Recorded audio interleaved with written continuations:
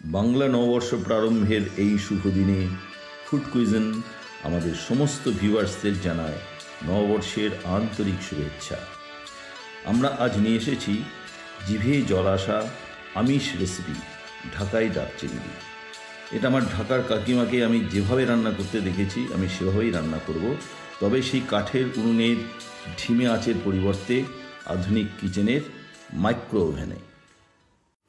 তাহলে চটপট দেখে নিন কেমন করে তৈরি হচ্ছে সুস্বাদু ঢাকাই ডাব চিংড়ি। অল্প শাঁস হয়েছে এরকম একটা ডাব নিয়ে তার মুখটা গোল করে এভাবে কাটতে হবে। তারপর ডাবের জলটা একটা জায়গাতে রেখে দিলাম, আর ভেতর থেকে চামচ দিয়ে ডাবের নরম শাঁসটা বার করে বাটিতে রেখে দিলাম।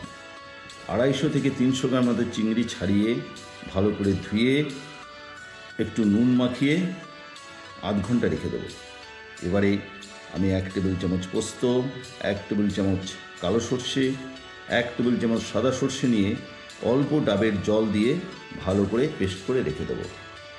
আর নেব জিরে বাটা 1 টেবিল চামচ, সর্ষের তেল 1 টেবিল চামচ, 3টে কাঁচা লঙ্কা কুচোনো, ডাবের জল, ডাবের শাঁস, নারকেল দুধ, পরিমাণ মতো নুন ও হলুদ।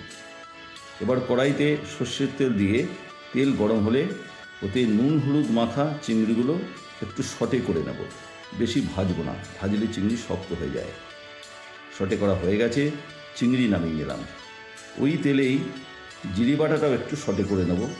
কাঁচা গন্ধ চলে গেলে একটা বড় বলে সটে করা চিংড়িটা নিয়ে ওই জিরে বাটাটা ওর মধ্যে দিয়ে দিলাম।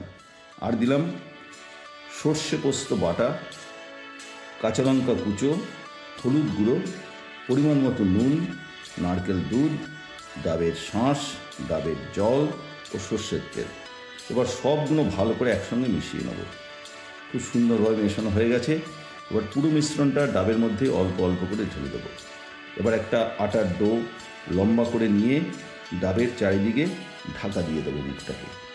এবার ডাবটা মাইক্রো ওভেনে বসিয়ে দিয়ে কুকিং মোডে প্রথমে 7 মিনিট, তারপর আরও 7 মিনিট, মোট 14 মিনিট রান্না করব। 14 মিনিট হয়ে গেছে। এবার ওভেনটা বন্ধ করে দেবো। 5 মিনিট ওভেনেই রেখে দেবো ডাবটাকে, একটু সেদ্ধ হয়ে গেল ডাব চিংড়ি। এবার ঢেলে কয়েকটা কাঁচা লঙ্কা চিড়ে গার্নিশ করে নেব। ডাব চিংড়ি একটু ঝাল ঝাল না হলে ভালো লাগে না, তাই লঙ্কা একটু বেশি দেওয়া হলো। আপনারা চাইলে ঝাল কম দিতেই পারেন। এবার বাড়িতে তৈরি করে দেখুন, খেয়ে দেখুন, তারপর কমেন্ট করুন, জানান কেমন লাগলো, শেয়ার করুন, লাইক করুন। খুব ভালো থাকবেন। নমস্কার।